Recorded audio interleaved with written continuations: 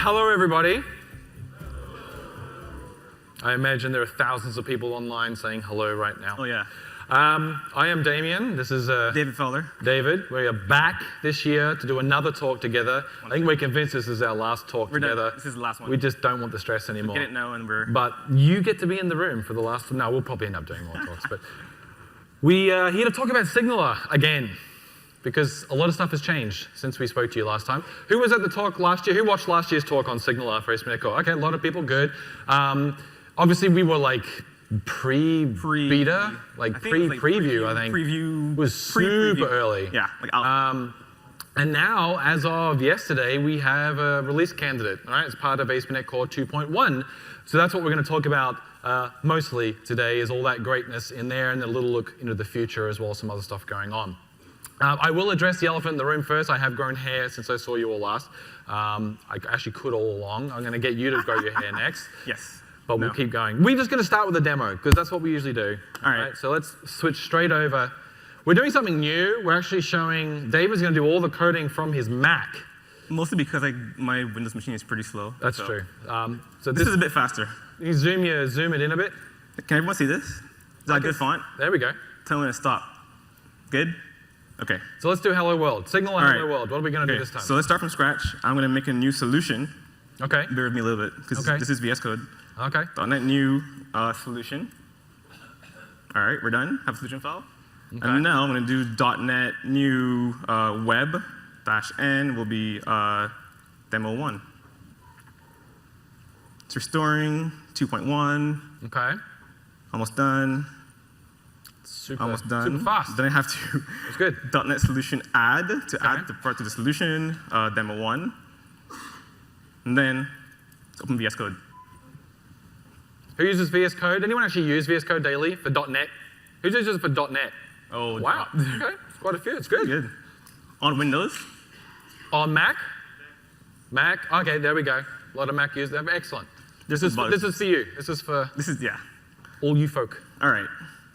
So in ASP.NET Core 2.1, we have this brand new template. It has a new package called the Microsoft ASP.NET Core app. I think Dan explained it in the previous talk. If you watched the previous talk, this is the new meta package, and there is no version. Because the version comes from Magic version. Magical places. So one less version to worry about is a good thing, though, right? Yeah, exactly. In the world of .NET Core, I think you can all agree. Anything we can do to remove versions is helping you, yes? That's self-deprecating, man. Good. All right. So SignalR is included in this package, so I don't have to add anything. So I'll go to my startup class, and I will add to the services. VS Code is great. This works fine. Add SignalR. OK. And then I'll call app.use file server. Got ya. File server. Yeah. OK. I want to serve a static file from the This is raw root. HTML. No MVC. OK. Just raw HTML. I'll call use SignalR. And we have to add something here, some magic here. So this is new, right? Like we're built on routing now. In previous SignalR, we would discover all hubs in the application. In new SignalR, you have to actually map a specific URL to a specific hub. Why did we make it harder? Because it was more efficient, and it is better to be explicit than implicit. OK. If you buy that, you should buy it. OK. I'll trust you. That's made it up. MVC funds on my controllers for me. Unfortunately. Did you say unfortunately? No, you didn't hear me say that. Is this live? Is this live? So let's call it the architect of ASP.NET Core, everybody. So he's a little conflicted, as you might. No, what? I'll create a hub called Application Hub, and I believe the namespace is demo1. OK. So we're creating a hub. This is like the normal SignalR thing. This hasn't changed. Well, it's a hub, right? It's the same. It's a hub. And I'm going to put methods on it. Derives from hub, has a different namespace. And now, that's my hub. I'm done. OK. Now I go into my startup class, and I call routes.maphub, passing in application hub. OK. That's nice.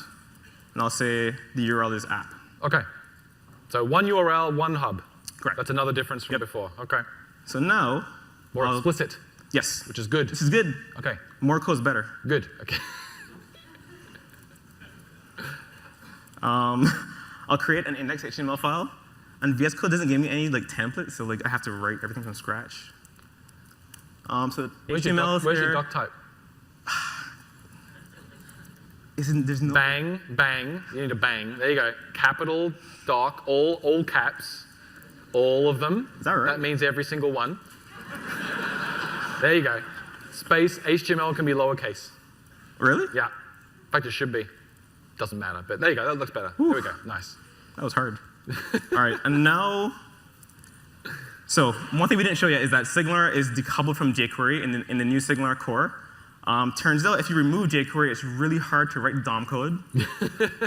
So to save time. So all those people who asked us to remove jQuery Well, just made it harder for everyone else. so the last talk, we tried to prove a point by writing the chat without jQuery, but it turns out it's kind of sucky. You want a framework. So instead, you want a framework, right? You want to use something. Doing Exactly. this raw is horrible. so So instead I learned Vue like on the weekend.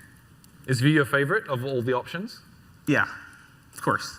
Who uses Vue? Anyone use Vue.js in here to build their spas? 2 people. Wow, like React, 7 people. React Angular, or Angular? Oh, wow. Really? Everyone uses Angular. the new one. Okay. Who would prefer the new one? Which new one? Just 4. I don't know. It's like Isn't there a 6 now? Yeah. Isn't there a 6? Okay. I read Hacker News. you know stuff. Okay. Yeah. That's good. Who would prefer that we just did Blazor and then, okay. Oh, burn. I'll just write that down. Sorry, hang on. All right. Okay, good. Let me see Blazor. if I can recall all my Vue expertise I learned on Saturday. So form. Okay, just an aside. If you'd want to see something really funny, I wish we had recorded David and I sitting in a room last Friday teaching ourselves Vue.js. That was hilarious to watch, actually. It was fun. Painful is the word I would have used, actually. It's pretty. And I like it now. Like, learning anything Super nice. new is never particularly fun. It's good because I don't have to explain it really. I can kind of gloss over the details, and Yeah. it looks kind of like you can understand it. if Yeah, you know can what's kind of going on. understand it as you go. All right. I made a form. I did v on submit prevent, which prevents this form from being submitted on this button press. You don't need Whatever. to It teach doesn't Vue. matter. Let's do SignalR. Input type equals text. Yeah. Let's bind this to view model. Bind this to a type called new message. Okay. Let's do input type equals submit. Is that fine? That's fine. Yeah, that's better, actually. Because you told me You last can time hit it should be a enter. button. You hit enter then, and you can use button type submit. That's fine. No. But don't go off script because it won't work. Send. That's true. Let's call this add message. And then I need a fancy UI for chat, so let's make a UL and an LA and do v4 That's kind of nice. I must admit. messages. That's kind of nice. Yeah. That is a little better than the jQuery loop. Razor is reading better. HTML, I must admit. That's And elegant. it is pretty nice. Where's your IntelliSense? Moving on. Good question. Who needs that? No one. Not if you're a Spa developer. All right, now SignalR. So I'm going to create a new hub connection. Okay. And in the RC1, we changed the API completely. So if you were using the older version of the older alphas, your code is now broken. Okay. The docs are updated though, right? They're updated, yeah. So I'm In gonna seriousness, create a they new- are actually up to date. Yes, yes. Yep. The day of, we updated it. Cool. Because we forgot. Okay, so new SignalR connection of some sort. SignalR dot Okay. hub connection builder. Ooh. It's a new builder pattern. It's very, very nice. With URL, Okay. what I called it, app. And then let's build that. So now I have a connection. Okay. So now I have to do a couple of things. I'm going to create a view model, and I'm going to use ES6 because it looks awesome. Okay. It doesn't work in IE though, but I guess that's fine for now. I what? It works in Edge. It works in Edge, Oh, but not okay. IE, so it's There you okay. go. Good. So I'm going to create, because I want to use async to wait, I want to actually make the top level script be asynchronous. So Okay. I'm going to do this Do an iffy? super cool hack to make the top level method async. Oh, crash. By doing so, Okay. then making this async. All right.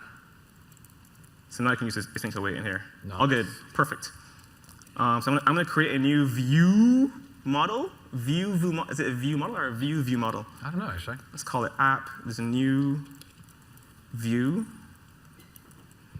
And I forgot something. Give it an ID. Supposed to be a div here. Okay. It's an ID called The app. root of your app. That makes sense. This is my entire application. Okay. And the element is hash app. And then data. 2 things in data. Messages is an array. Okay. And new message. Is what you're typing in, right? Yep, That's what it's you're null. going to send. Okay. So the things that I'm declaring here are things that are declared as the model and as the message here. Right. So Good pretty reference basic so already. far. Now methods, I declared that I want to call a method called add message on submit. So I'm going to, in methods, add an add message method. And there's a new ES6 syntax that lets you define members of a class like this in line. Of an object. Of an object. Yes. Nice. It's kind of nice. It is kind of nice. So in here, I want to do connection. I want to use the connection that we got from SignalR and call invoke, send. Okay, so we're calling the server. Yep. All right. This dot new message, and Pass in our message. Yep. let's clear it out so the text box is empty. So the UI updates. Yep. Null, and then that's I think the view part. Okay. So now the last part is when data comes back in via SignalR, we want to update the messages array. Right. So handle the incoming calls from the server now. So connection.on, on send. Should probably call it on receive. Doesn't matter. Message comes in from the server. I'm going to get the reference to the actual view application, get messages from it, and then just push, because it's an array. I'll push this on there. And then I do, I'm missing a wait here. Await connection.start. And that should be the entire application if it didn't mess anything up. Okay. You got 3 S's apparently. You got a bit S happy. In messages, maybe? In line 12 up where you reference it in your mod. There you go. Nice. Pair programming, but like. It's nice having people in the front row who aren't afraid who just scream at you. to call out, you got it wrong! It's not terrifying at all. So this is good. I think this works. And the first try to work, right? Let's do it. So I'm going to go to the console and run .NET run. Boom. OK, into the right folder. Okay, that'll do it. .NET run. Nice. Give it a few seconds. We improved the performance of build and run a lot. On modern laptops, it was not much yours. worse. Yeah. What? On modern laptops, not yours. Might be right, actually. Zoom in to 300%. Is that good? That looks good. Okay. Hi. Totally failed. Oh, one error. Oh. Didn't add method send on the server. So it's saying that it cannot invoke a thing that doesn't exist. Oh. Which is correct. You added a hub, right? Yeah. Okay. An empty hub. An empty hub. So let's fix that. Missing methods. Let's go and add that. So you've actually got logging and everything. We're demoing the logging in SignalR. It's Nice. first class. It's first class. Right? Works very well. Actually, I mean, in all honesty, it actually did tell you what was wrong. It's kind of nice. Specifically, yeah. You got logging in the browser and you got logging on the server to tell you what was wrong. So public task, send, string message, and this should return clients.all.sendAsync. This got renamed from invoke to send for reasons. Trust us, it's fine. It's fine. And I'm going to call send and pass in message. So this broadcasts to all clients that are currently on this hub. Right. It calls this method on each client. Right.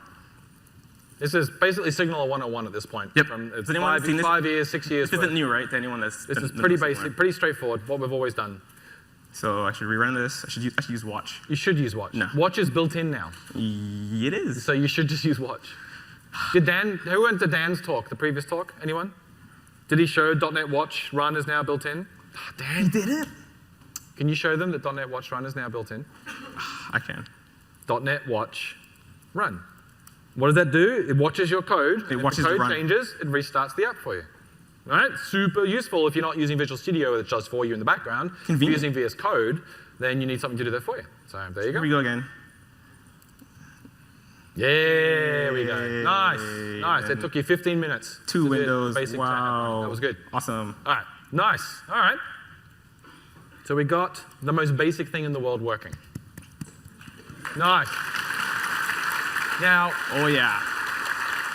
and using an actual JavaScript framework made it a lot more pleasant Simple. to watch, Yeah, I have to simpler. tell you, than it was last year when we did the same thing. So just a quick overview. SignalR in ASP.NET Core is very similar to what you know already. There are some changes. So it's the same hubs remote procedure call or RPC programming model that you're used to in SignalR. You get that server-to-client push capability. You can push to all users, or broadcast as we used to call it. You can push to groups. You can add and remove people from groups, and obviously you can push to individual connections as well. You can now stream results from your hub method using the new channel class, which is now part of the .NET Core FX, as they call it, part of the base class library. We now have a new JavaScript client written from the ground up in TypeScript, which you can consume as TS modules or JS modules or a UMD module if you're using raw JavaScript like you did here. Obviously, we have a .NET client as well. We have a documented protocol now for hubs with implementations in JSON and message pack. So this was a huge feature request from the original SignalR, which is, can I use SignalR but use a different protocol? I want binary because I want it to be faster and more efficient. We have that out of the box. We'll show that in a minute. We have, obviously, transports like we had before. WebSockets being the one that we want to use most of the time, but if you can't, fall back to server-side events for browsers to support it, and then all the way back to long polling over AJAX for those that don't even support the other two. And then we have integration with the new ASP.NET Core systems. We have integration with routing that we saw at the beginning there. Obviously, we use dependency injection, just like we use in things like MVC. And we also integrate with the authentication and authorization systems that are built into ASP.NET Core as well. And then lastly, we have a new scale-out system. We had scale-out in the original SignalR. It was one of the nice things about it. You have this turnkey scale-out solution that lets you scale out to multiple web servers. It did have some problems. It was really only optimized for one workload type. So if you had other types of apps, like chat, wasn't particularly good for chat in large scale. You had to do a custom scale-out, which was quite difficult. We have a completely new scale-out architecture, which we'll talk about a little bit, with a Redis implementation or the new Azure service that you may have heard about during the announcements this week. So changes from the original SignalR. No more jQuery dependency. We talked about that, which is great. You can use it if you want to, but we don't need it anymore. We don't do auto reconnect with that message buffering on the server anymore. That was incredibly, while it was useful, it was actually incredibly difficult to get right, very buggy, and caused a lot of restrictions with the overall architecture. So we've removed it for now. We might bring it back in the future, but as it is right now, most apps, from what we can tell, don't really need that. No more hub state. That was a feature very little people used anyway. No more multi-hub endpoints. So as you saw in the app there, you have to create a route, give us the name or the type of the hub, and then that URL will be used for that hub. We do have a prototype of hub multiplexing, which would enable you to bring that back. So if you had two hubs, you wanted to run them over one connection, you could. The protocol is that flexible now. It's just not in the box today. As I said, no more single model scale out. We have an easy ability to do custom scale out patterns now.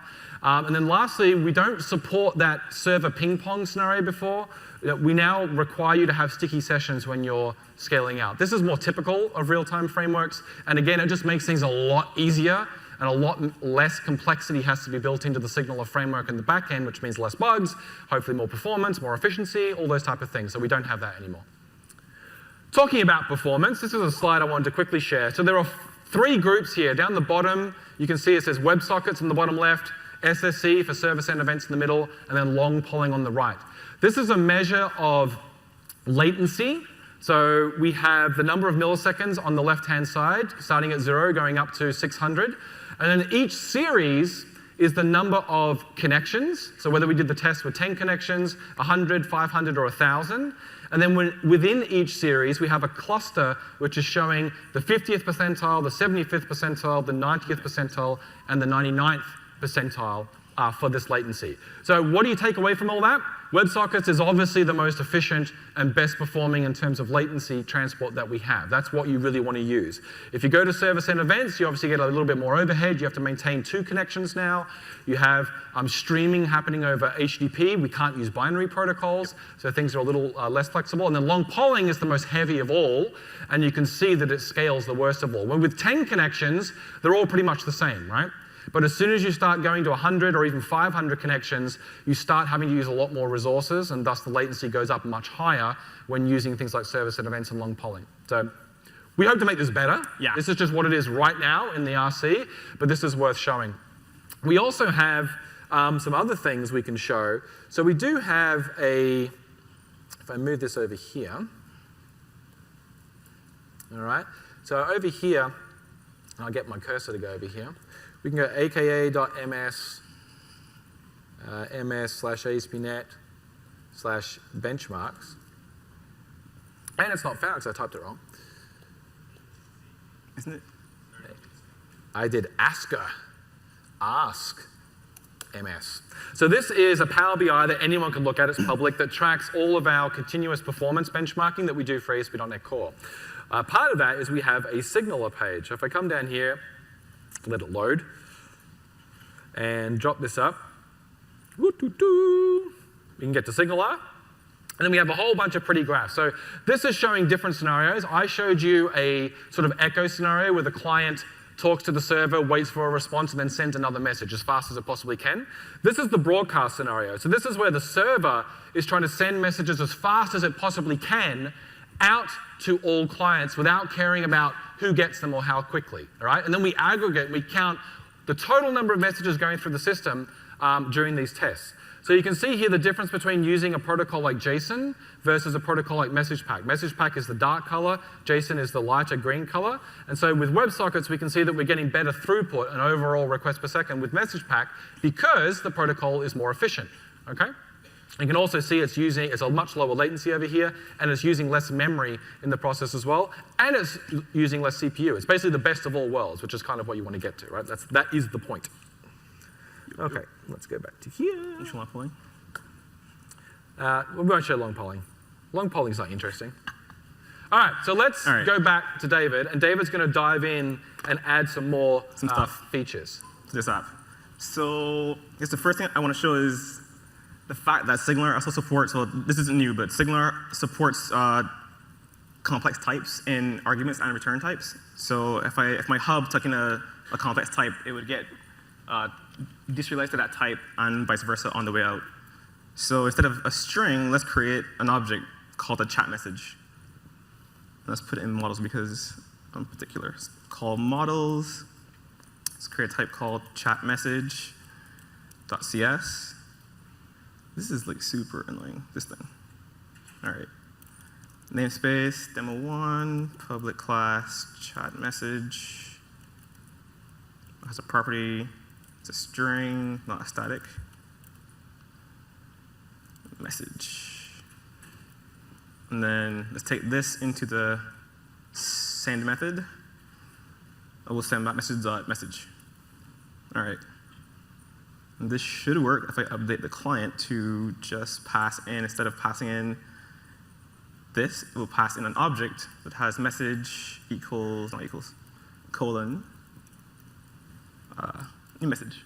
So is this like model binding in MVC? No.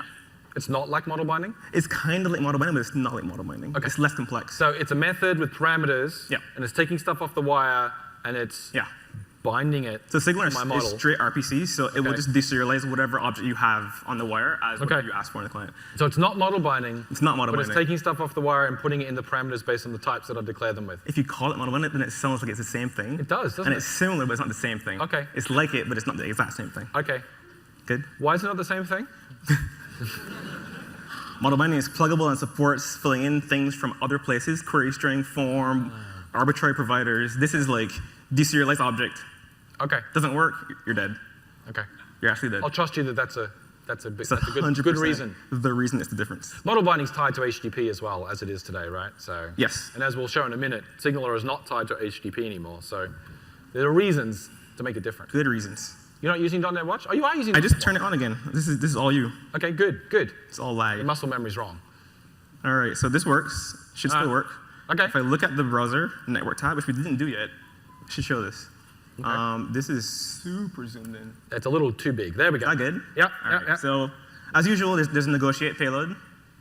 It has a request, a post request to the endpoint you specify for the hub /negotiate, and the response is a JSON payload that has your connection ID and available transport. So that's how I started the transport. I said connect.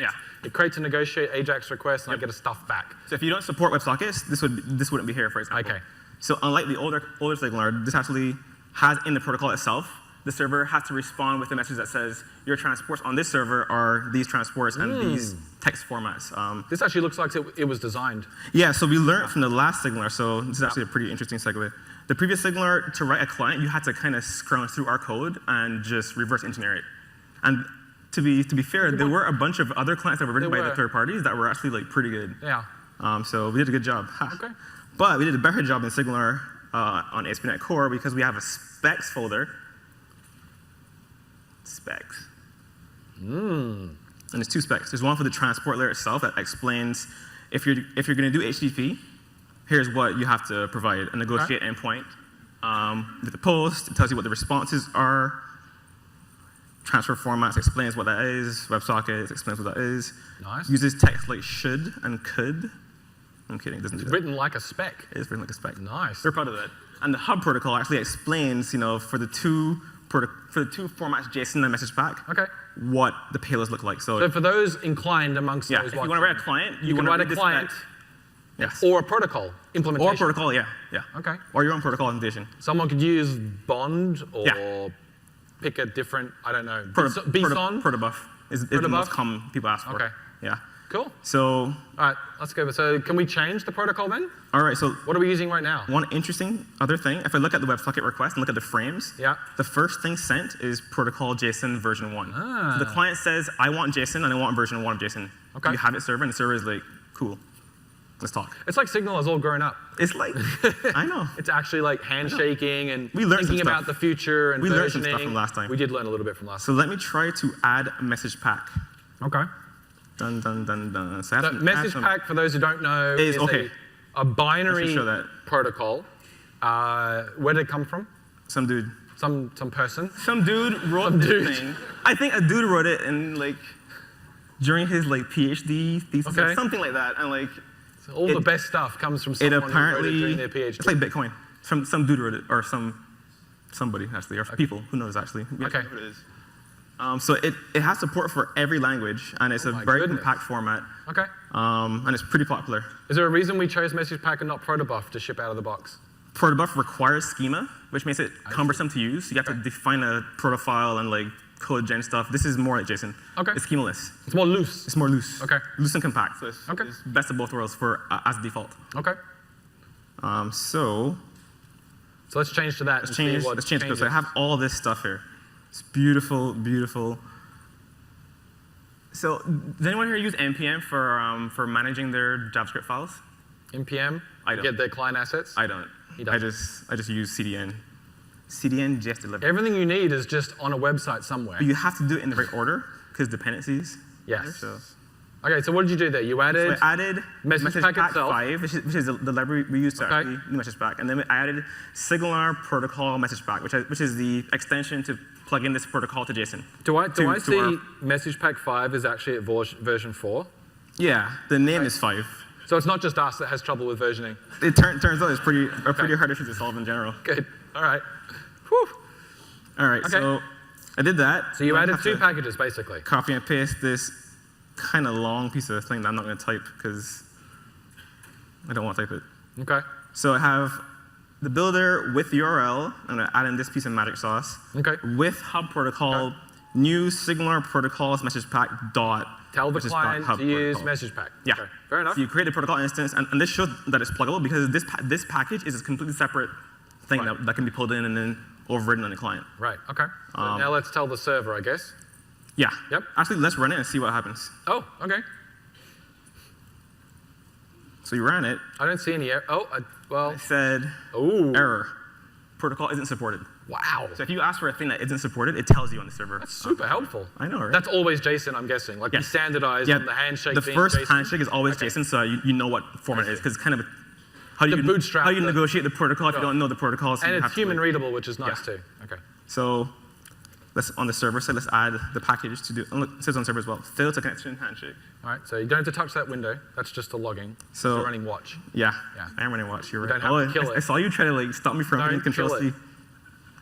So I'm going to add a reference to the message pack library because it isn't in the box. And Why is that one not in the box? I'm not sure if Dan explained it, but Microsoft ASP.NET Core app is a new meta package that only contains first-party dependencies Basically stuff we own. and JSON.NET. And JSON.NET because it's kind of hard. Right, James? James is here. There he is. James is actually on the SignalR team now as well. So this is like doubly So we impressive can for him. do whatever we want. Yeah, tell him. You're in .app and you're in SignalR because you're on the team. So So I'm going to add Microsoft ASP.NET Core SignalR protocols dot message pack. okay. Version. And this depends on a non-Microsoft package, which is why Correct. it's not included. You have to Yep. add it in. Okay, fair enough. Yeah, some dude wrote it. some person in the community. A good dude. Okay. So it's going to restore this package, or it won't Unable restore to it. find a stable version of app. You broke it. Found Okay, you 3 know versions. what? Hold on. I've seen this before. You just Okay. skip VS Code and you just use the command line. It works. Oh, I see. Okay. Yeah. All right. Interesting. Let's do this again. Yeah, there's reasons for that. There's reasons? I sent an email. Okay. It's a thing. As There's a bug somewhere. long as it's logged Fun and you at know last. the workaround, we can keep going. Refresh. No error. What? Oh. Because we don't discover anything anymore because we want. So you didn't configure it. You added the package. Explicit code is always better, right? Explicit code is always better. Always. So I'm going to add message pack protocol. Good. Hit save. Wait till watch restarts the app. Now, of course, the difference here, like just to point out, you told the client to use message pack. Correct. But this is configuring the server to support it. message pack. It's different. Obviously, the server can still accept connections from people using JSON. That's correct. Okay. So you can do multi-protocol depending on your client's capabilities. So like you can have one hub, one app, and have JSON. some people using message pack over long polling. Well, maybe WebSockets. That's better because it does binary. Yep. And long polling JSON. Yep. And then later on, maybe even non-HTTP as well. Which makes broadcast complicated, but we like But people. we make it work. It's good. We make it work. Nice. All right. So that should be restarted now, and then it should say, if we did it correctly, all good. Now it's binary, and frame, it's opaque, we opcode can't 2, see look at that. So binary is great, but you can't look at it, so there's that. It's hard to debug So because it's just bytes. it looks like opcode 2 mask. Yeah. But the length is smaller, so. Can you get the value in there? Like when it says binary frame, can you like, does Chrome give you a way to like What, the hex? dump Like, there's the, nothing. There's the just bytes? blah. Yeah. No, No? Okay. no. No. Doesn't go, here's my memory. There's nothing. We do have a thing called included in our logging for the client. I think we have a thing to log the actual content, Okay. but it just logs like hex. Bytes. So Okay. Nice. Okay. if you're looking at hex, it's pretty useful. If not, it's not very. Anyone who's ever done networking with binary Yeah. protocols will appreciate how difficult it can be. And this But 3 every now and then is appearing. we here could is- build, No. total segue, we could build like a Wireshark plugin to view with our protocol, actually right? With true. our message pack hub protocol to visualize. Someone from the community should build a Wireshark protocol viewer for SignalR. We got set pull requests, but we don't want this one. No, it wouldn't go in our repo. Put it in a but they should build it. Contrib, yeah. And then contribute it. sounds good. Is it still called Wireshark? Yeah. It's still called Wireshark. It's still called Wireshark. Okay, cool. All right, moving on. So these 3s are actually, Dude, that's the backup mic. that was the backup mic. That's good. The 3s that are showing up here in the framing are pings from server to client. Okay. That's to keep the connection alive in case you're behind a proxy or behind a bad network. If you unplug your cable and Okay. you're offline. Cool. So keep sprinting that thing. All right. So what do we have next? So how do I, so we've got a Visualization. hub, it's using thing, how do I push from a different place in my app? This is like the yeah, first this question is one of the people things we always do. ask. Yeah. It's like, I need to push from outside the hub. Right. All right, so let's do that. So typical scenario Did is you like, stop the app? So can I explain to you what Watch does again? So Watch, muscle memory. you don't have to worry about it. Memory. It'll just I monitor your I files. just can't help it. Okay. I want to kill the server every time I'm using it. So I'm going to add MVC and add an MVC controller. All right. So the scenario is I want to expose my clients to be posted into a chat room from a REST endpoint, right? So I have to actually like expose something that can be posted to for any platform in any situation, but still publish to the SignalR clients. So I'm going to expose a REST endpoint by adding a controller in a controllers folder because you have to put it in there because this isn't C# and you can't just put it anywhere in the folder. You can, but it's nice to put it in here. It's organized.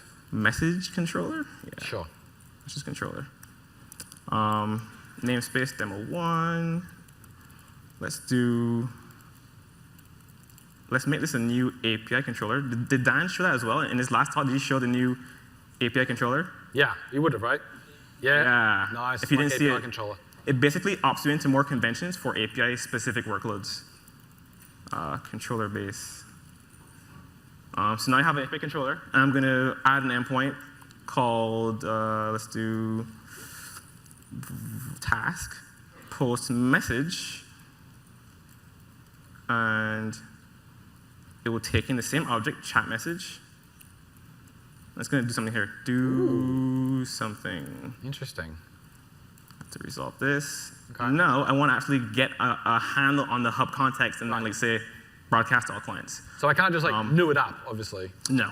Okay. You cannot new up the hub and just like call it. That does not work at all. Okay. Don't do it. So in the past, we had a type called global host, which was a global static where you could get an instance to a hub context. Right. That's gone because in ASP.NET Core, we don't like statics. We like only DI. And dependency injection. And by default, we support into anywhere that can be activated by our DI container. You can just inject an iHub context. Nice. Of whatever your hub is. So our hub is called application hub. I can call it, hub context. And I have to declare private here. This is pretty cumbersome. I want C# to fix this for me. You have the fix up thing. Doesn't that do that? You haven't tried? I don't want to try VS Okay. Code. Should be read only too. You're that guy. That's what James in PR reviews. He says read only. In VS, I just go Control dot. He does. That's true. Enter. Does that work? Does. Generates a field for you. Makes it private if you're in the constructor. You win. Hub context. I thought it worked in here too. So now I have the hub context, and I'm going to do hub context dot clients dot all dot send async. Right. Send. And I'm going to pass in. So now it's like you're in the hub. Yep. You can just call on it like you're the hub. Okay. And I'm assuming you can send to groups. You could send to the. Yep. Okay. So you could even add to groups from here if you have a connection. Oh wow. Okay. You can do clients dot all except clients, others, and just all the various addressing things of Okay. All right. So let's. Then we have this. Let's add a route to make sure that this can actually be hit from a browser. Cool. So I'm going to do HTTP post. Okay. Message. Okay. Perfect. And I didn't have to kill the middle at all. So you're going to add some UI? Yep. Let's add some UI to post now. So same chat style thingy, but instead, let's copy this here. And I want to add a header so I know what this is. This is REST API. And this is the hub API. Okay. And this should be add REST message, a new REST message. And it should be mostly copy pasta. So this, I guess. Okay. New REST message. Okay. And I'm going to add a method called add REST message. And I'm going to use the new fetch API in browser new version, not IE 6. So I can actually do has anyone ever tried to do a post with raw XHR just like in the browser without using it? Without jQuery or anything else? It is. It's not fun. Awful. So yeah. Fetch is really nice though. See if I remember the syntax. Fetch messages, and then I'm going to method is post. Yep. And body is JSON dot. Oh. Is there any reason to your mixing of string literal terminators? Oh, I did? Just wondering. Thank you, JSLint. I thought you liked single quotes in your JavaScript. I did, but then like JSLint kind of like slapped you down? Okay. And I feel bad. New REST message, and then I have to say content type is JSON because that's what it is. Content type is. I am JSLint at this point. You realize that? Oh, again. Yeah. Application JSON. That should be enough to post. Okay. All right, let's try this. So now we have a different form. Type a message, you post it. It's going to go to the controller now, right? Any bugs? Of course not. No, it's fine. Of course not. And then the controller has a hub context, and then that's going to broadcast to all the SignalR people. That's a really big heading. So JSON, is that H1? You did an H1. Oh, I should have made it H2. Yeah, that'll fix everything. Obviously. Oh, that's what it was. Whew. All right. So we're posting JSON in, and then broadcasting message pack out. I'll believe you when it happens. Test. No. 404. That's a routing issue, I believe. Oh. Does anyone know? Did you add MVC? Oh my gosh. Did you add MVC? No. So when you were saying explicit is better, Is this a demonstration of that? I'm just trying to prove that we are pay-as-you-go, and I didn't pay. That's a good point. We did talk about this as a core tenet of ASP.NET Core, is that you only get what you ask for. On stage. Being embarrassed in front of a live stream because you forgot to add. How did I miss that add in? No one even said stuff. No. Come on, guys. All right. All right, now it's going to work. Test. Right? Look at that. Oh, not found. Look at that. Did I call it message? Is that what it was? Message. Post to message. I think message is correct. This is wrong. You said messages. I know. Okay, third time. Web programming is awesome. Boom, but I can't refresh and just rerun. There it is. Nice, okay. All right. That took a lot Post longer from a than I would hope it would. All right, Which is- what else? So We could skip to type. we could bubs. skip a couple things. Like, Yeah. I think the most interesting thing might be the streaming. So I would Streaming, like okay, to that's see, new. we mentioned this new capability in SignalR is the ability to return streaming responses from a hub method. Yep. So let's have a look at that. What does that All mean? right, so there's a new type in the BCL core effects in 2.1, and it also works in .NET Framework because it is net standard. It's a type called channel. Has anyone used Go channels or heard of Go channels or seen kind of Go channels? It's a producer-consumer API. So one side produces, one side consumes. It's a very simple back and forth API, and you'll see it here. So SignalR supports returning a channel from your hub method, and you can pump results back and forth from server to client, and we're going to add client to server in a So future it sounds like a stream, but instead of sending bytes, I'm sending like T's, types. any object. Oh, any object I want. Yeah. Okay. And it will get serialized over the same format that we serialize all the messages, so message pack or whatever. Again, it's protocol agnostic. It just goes through the SignalR pipe. Correct. Okay. So in my hub, I can add a method called count. It returns a channel reader of int, let's say. Okay. This is supposed to resolve. So this is basically return a pipe through which I will send you numbers. Correct. Okay. And I'll call it countdown. And this thing, I need to resolve it, is in the system threading, I can't zoom in here, system threading channels namespace. It's a brand new type This is new in 2.1. that we should blog about at some point. We should. Is it in 2.1? Where's emo? Yeah, it's in 2.1. Okay. So I'm going to take in a number from, and I'm going to count down to 0. Okay. From to 0. Right. So first thing I'm going to do is create a channel. So channel.create unbounded. So you can create a channel that has bound. And what that means is that if you go over the limit, if the consumer hasn't consumed enough, the producer will end up dropping packets. I see. Dropping items, right? Okay. So I'm going to create unbounded for now because So it's like the size of the buffer, like whether the buffer internally Correct. is. Okay. Yep. So I'm going to create an unbounded channel of integers, and I'm going to return channel.reader. Okay. So I'm saying whenever this thing returns, I'm going to just pump whatever is in the channel reader to the client. And then I'm going to do something super fancy that Damien was kind of confused by. Yeah, I had to read this method a few times. Let's create a method This is a called- new C# feature. So this is a local function. This is a function in a function. It's a nested function. The best part is like the code is after the return method, so it looks super wonky, but No, it looks good. I mean, once you internalize it, it actually suits this use case very well, I think. yeah, But it's a little, like you said, wonky. it's new. When you first see it. So I'm going to pass in a channel writer Okay. of int. I'm going to pass in the from, and I'm going to do,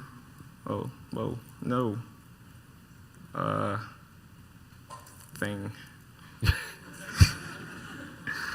So FORR, just in case no one knows, this is a reverse for loop, the most useful snippet Oh, ever. wow. Boom. So I go from thing down to 0. Okay. And I'm going to take the writer, and I'm going to write async I. I'm going to await that, because I should await things that are asynchronous. Okay. And now, I'm going to add a delay, so I don't write too fast. Delay 1 second. Okay. And then I'm going to complete the writer, and I'm done. Writer complete, which means I'm never going to write again. That closes that closes the channel. channel Channel's completely. gone. Okay. And now I'm going to do something. I'm going to Like, call kick it, right? this method, and I'm going to Go. say channel.writer and pass in from. And this should be it. underscore means discard the result. So this is a feature in C# 7.1 called discards, and you can discard the result. And it's like the underscore is special. It's special. Okay. This means discard the result of whatever. I acknowledge that this method is giving me something, but meh, I don't Discard care. it. Yeah. Okay. And it compiles away. All right. So this is good. I think this works. Okay. I think So it can we works. just hang on? Let me. Yeah, you got it. Create a channel. I pass the channel's writer and the start number to my private method, local function. Local function. Then I return the channel's reader to SignalR so that it can do its magic. Yep. And then the implementation of that thing is basically a loop that just counts down and pumps over the channel. Right. So Cool? every call to write will stream a message back to the client side. Okay. And on the client. How do I consume this from JavaScript? Good question. Okay. Good question. Good question. So this is streaming. So we're going to add a different form now to start a countdown. And this is Steam API. Are we announcing something we shouldn't be? There we go. This is a number. This is a number. Typos can get you into a lot of trouble in this industry. This is kind of, yeah, actually, you're right. All right. Let's create countdown. Over here, let's copy this one because it's more similar. Let's create it last. So now when I click on, When I type a number, hit countdown, hit countdown, it should call we'll call that hub method, passing in that number. Pass in a number. And then I'm going to get something back, I guess. I have to parse the number, actually. This is Oh, okay. Well, I mean, it's being explicit, which I know you're very fond of. JSON works fine. Yeah. No, but you like being explicit, right? I guess. Yeah. Numbers. Explicit is better. No. Ooh. All right, so countdown is here. I'm going to call invoke countdown. I'm going to set number to no. And this should, oh, nope. I call stream. And this should return a stream. Oh, okay. This is new. And in here, I can call stream.subscribe, pass in, the syntax is super wonky, this.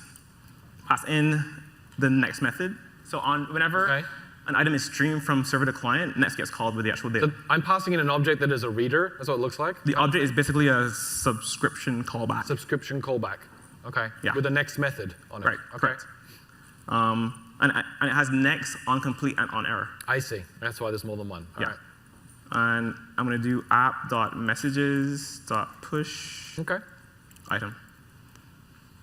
All right. Yeah? All right. Magic. Okay. I mean, doesn't work yet, so Magic. I'll saw the lady in half. There we go. Ooh. 9, 7, 8. Well, I can't count backwards. 6, 5. 4, 3, 2, 1. Eric, so while that's streaming, because I've got one connection. Yep. And I called a hub method, and then it returned, and now the connection is like getting stuff. Right. Can I still use the connection for other methods while I'm getting stuff? Let's make it Or did you take it over? Let's make it 100. So it's 100, so it's a lot. So it's more. counting down. Okay, so it's going to take a while, and I can keep like doing stuff. Like if we scroll down, It interleaves. Oh wow! Streams and actual Okay, messages. that's pretty back and cool. forth. That's pretty cool. All right, so that's a new feature.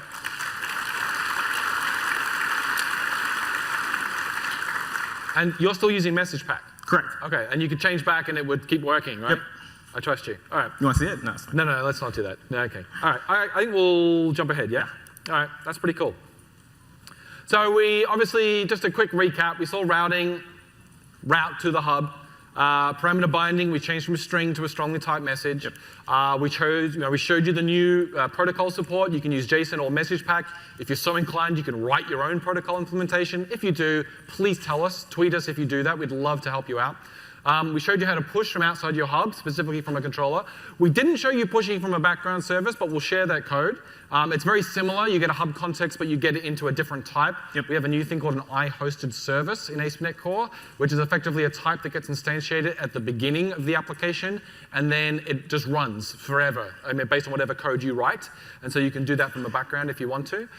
Typed hubs, we kind of had a thing like that before, but instead of using strings to invoke the methods in the client, you can declare an interface and then just have the shape of the methods that way, so it's more strongly typed.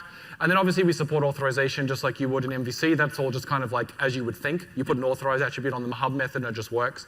And then lastly, the streaming results from a hub method, which I really like. And obviously we have a .NET client, which just looks like what you wrote in JavaScript, but you write it in C#. So it's not really that different. Or F# or VB. Or VB, yeah. Anything. It's .NET. So let's go a little bit deeper under the covers, all right? So we looked at features, but what about underneath here? Because there's a lot of new plumbing underneath SignalR, which is enabling a bunch of new features. While you're doing that, why don't you get the C# client ready so we can do the next demo that I'm preparing for. So what is under the hub? So in the original SignalR, this was the layer diagram. The hubs is what you write. You write a hub, and underneath that was a thing called a hub dispatcher.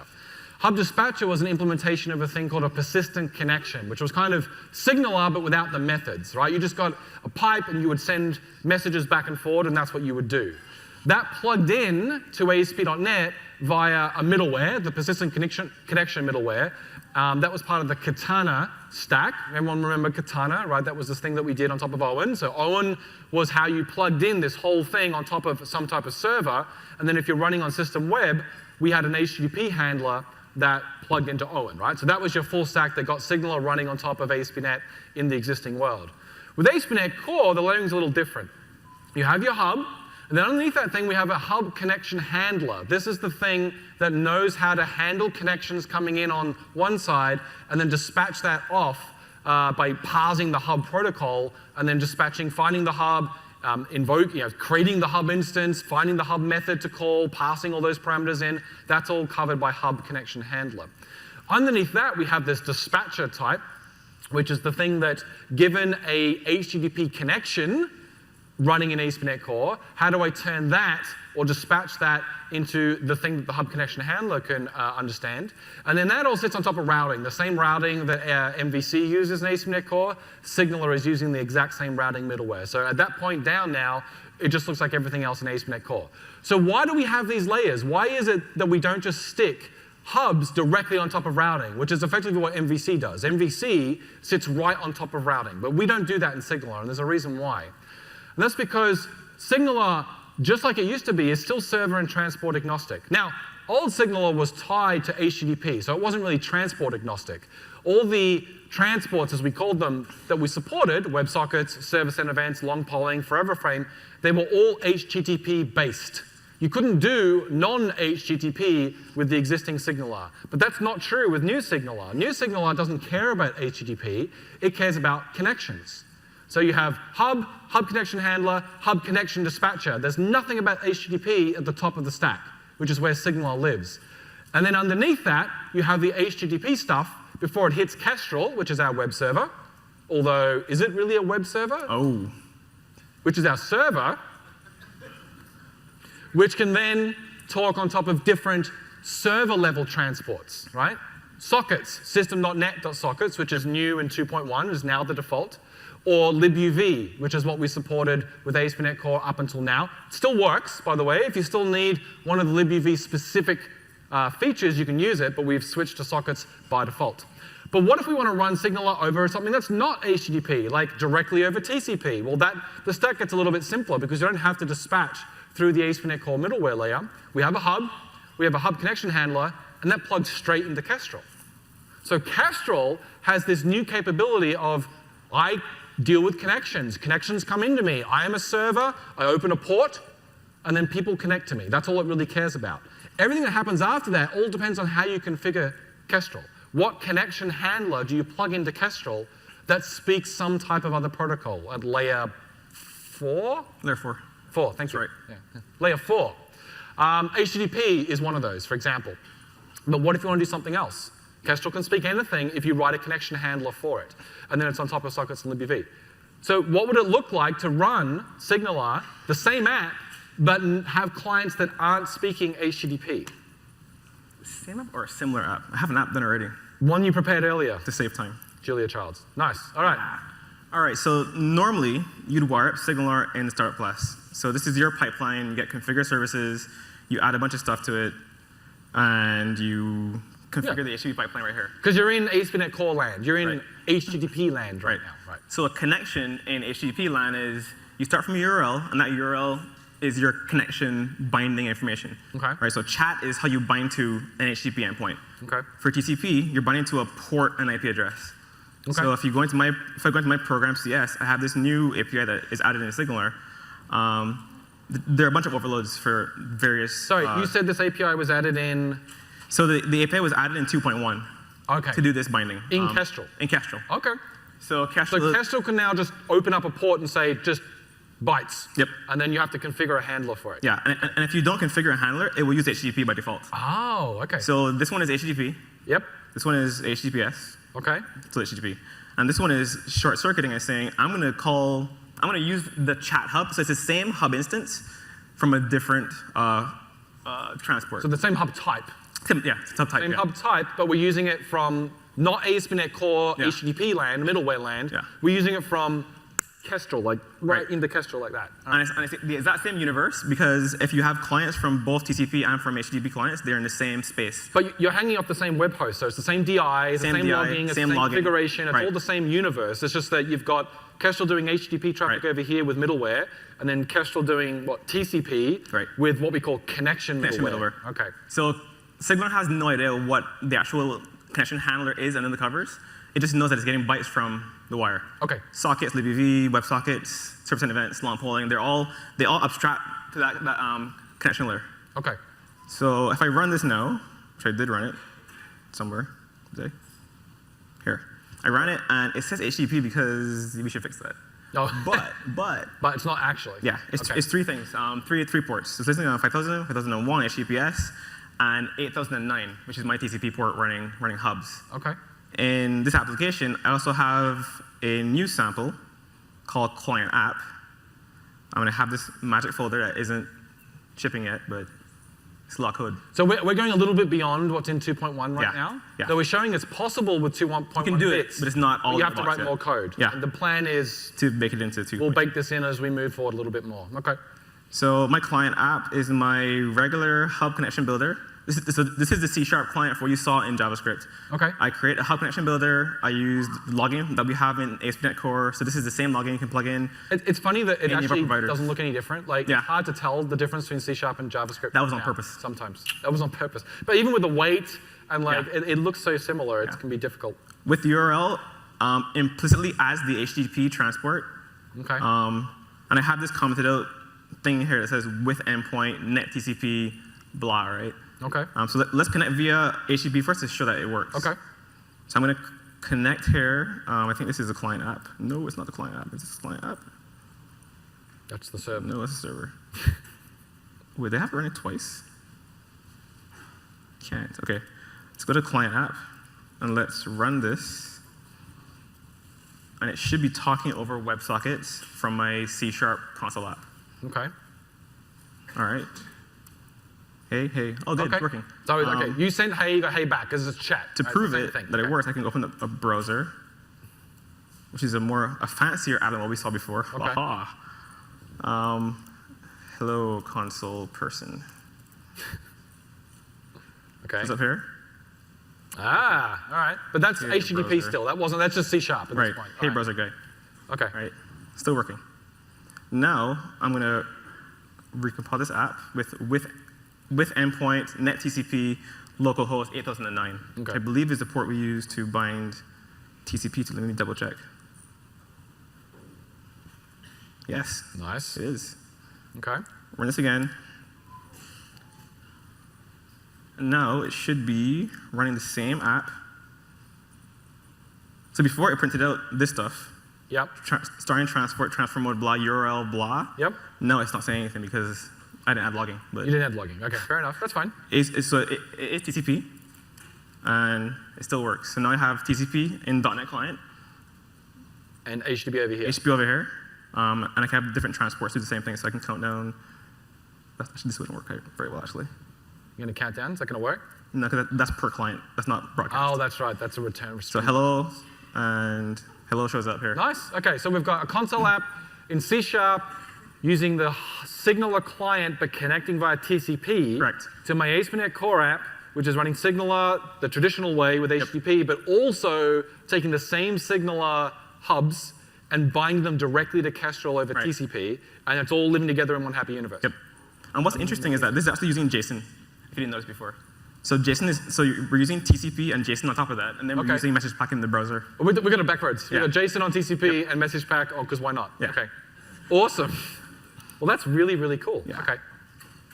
So that is SignalR over TCP. Now, it is using, you can't do that today out of the box. You have to like steal David's Copy code. my sample. It's a sample in the sample. SignalR repository. So how is this happening? So this is building on top of a new set of primitives that we effectively rewrote Kestrel to support in 2.1. We started in 2.0. Over 2.0 to 2.1. We started in 2.0, and then we made we kind of refined it in 2.1 and made it public. Yep. And it's called Project Bedrock is the code name. So what is it? We may get sued. Is that okay to say? It's a project, not a product. Okay, good. So you can call it whatever you like. Flintstones? Right? We just can't use it in a name. Oh, good, good, good. So project, in quotes, Bedrock. So it's a new high-performance networking abstraction for .NET, okay? Built on everything that we learned about building Kestrel, which I think you know is an incredibly high-performance HTTP server. At least we're trying very hard to make it an incredibly high-performance HTTP server. It is completely agnostic to what the application does versus the transport layer. So we completely separate the idea of an application layer that has its own context types, its own protocols, et cetera, from the actual thing that is transferring bytes from the client to the server, okay? Whether that's TCP, HTTP, or something else. We have existing implementations for transports, as I explained before, using system.NET sockets or libuv, and you could write your own. We have new transports can come online because they're separated and you don't have to rewrite in the app layer. So if we wanted to add support to Kestrel to use Rio. Right? Or registered I/O, which is a Windows-specific, high-performance, low-latency, sort of user mode, memory-managed networking API, we could, and your apps wouldn't change, right? Because the app layer above it doesn't care. Things just get better if you configure that transport to work. It takes the same idea of middleware that we use for HTTP, and it applies it to the idea of connections. So if I have a connection coming in on an IP address and a port, in the case of TCP, or if you're using something else and if you're using NetBIOS, something really old, or I don't know, what else is there? What's a different one that's not TCP IP? UDP. UDP, right? There's one more. Then you can still create middleware. You get a connection, and then you just want to be able to see the bytes as they come through and do something, or shortcut. You can write middleware the exact same way you do for HTTP. It's just the context you're being flowed is not an HTTP context. It's a connection context, right? And that's called a connection handler. So then you have, this allows us to take ASP.NET Core, all the great things that you know about it, and extend it beyond HTTP. The same app models, the same configuration, the same DI, the same hosting model, the same server, but now you can build server programs that don't just speak HTTP. We also built this on top of the new system.io.pipelines API. So we saw channels, which is a type that lets you push types down it and then get and have them serialized or whatever out the other end. Pipelines is specifically around building, how would you explain it? It's specifically around building things. And memory management. Right. It's like streams, but it does all the memory management for you. Right. And rather than you saying, here streams, send these bytes, you kind of say, here pipeline, I want you to send this thing and you take care of all the bytes for me. And I want you to call me back if something comes in off the wire. Rather than me having to give you bytes to fill in, you tell me where the bytes are when something comes in off the wire. And why that inversion of that polarity, that's useful because it means we do all the hard work. We manage the threading, we manage the memory management, the pooling, the thread safety, all that stuff is done for you, okay? And obviously this uses a lot of new span stuff under the covers as well, which is, or you can use it in conjunction with the span stuff, so that when you get bytes out of your pipeline, you need to parse your protocol, you can use all the nice low allocating or non-allocating span APIs to do so.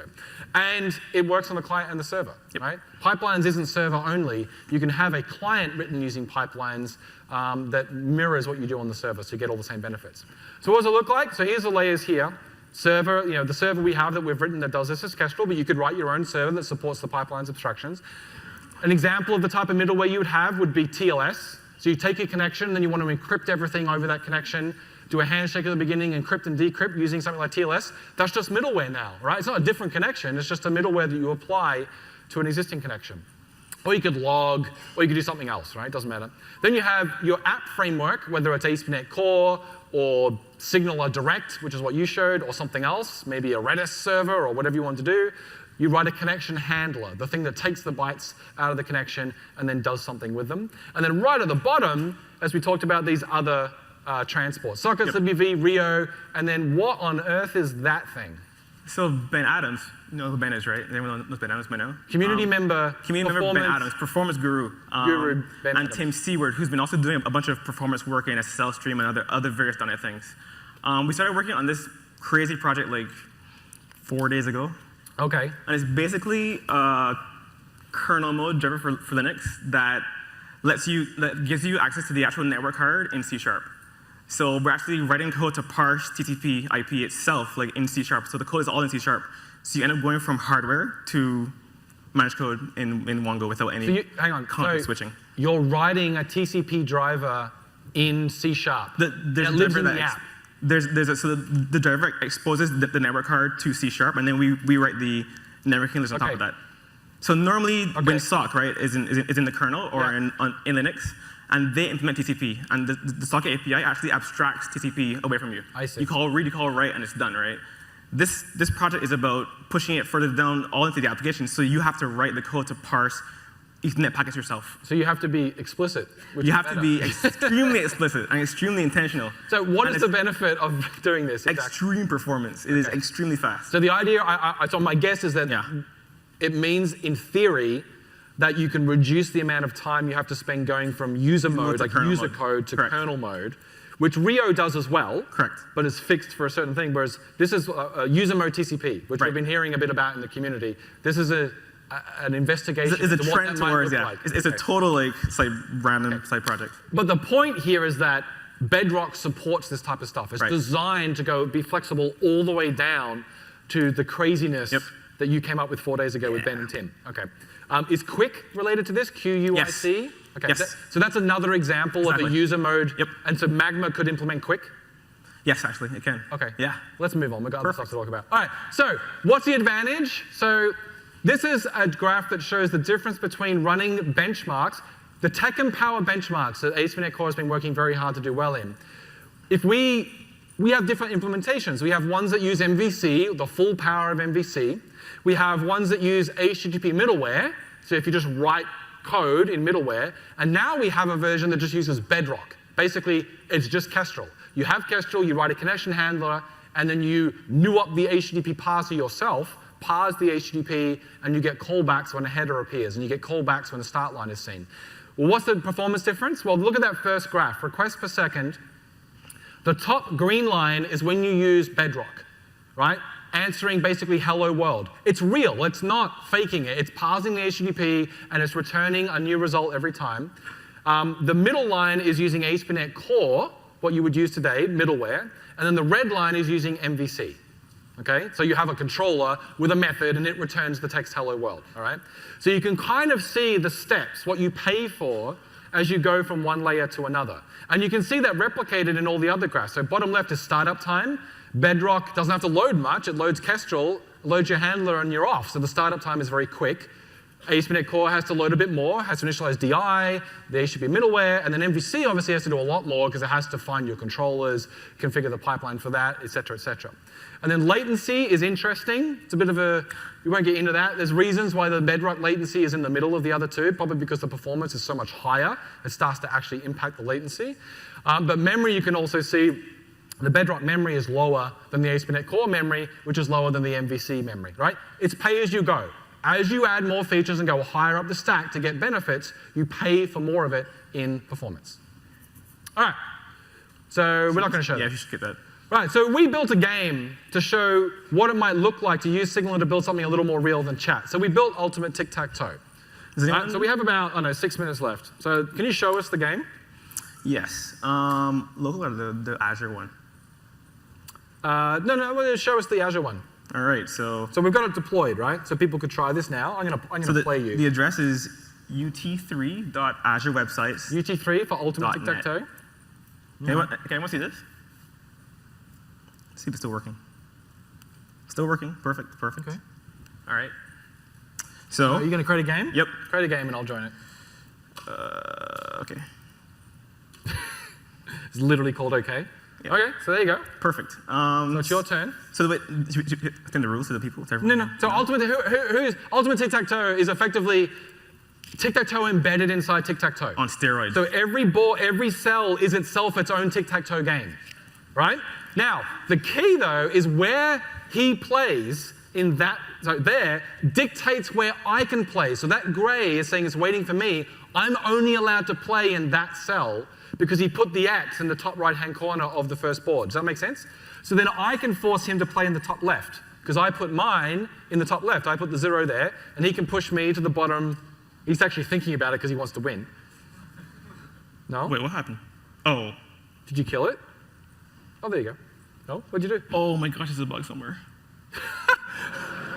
Someone's trolling. So I think what happens is because it's, oh, people are playing games, but God, we should do more testing. So when you select the game, it seems to like. So when you said over. to me, I know what it is. When you said to me, it selects the first active game. Yeah. Is that the bug? That's the bug. Okay.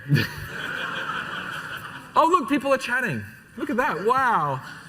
Okay, you should close that very quickly.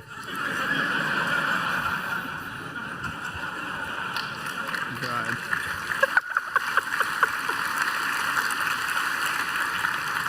So, in the last 4 minutes, what fix I'd that. like you to do is fix that bug. Because it actually turns out it works really well. Like, everyone's on there doing stuff, but they just can't stay in the game that they chose because you keep moving it to a different game.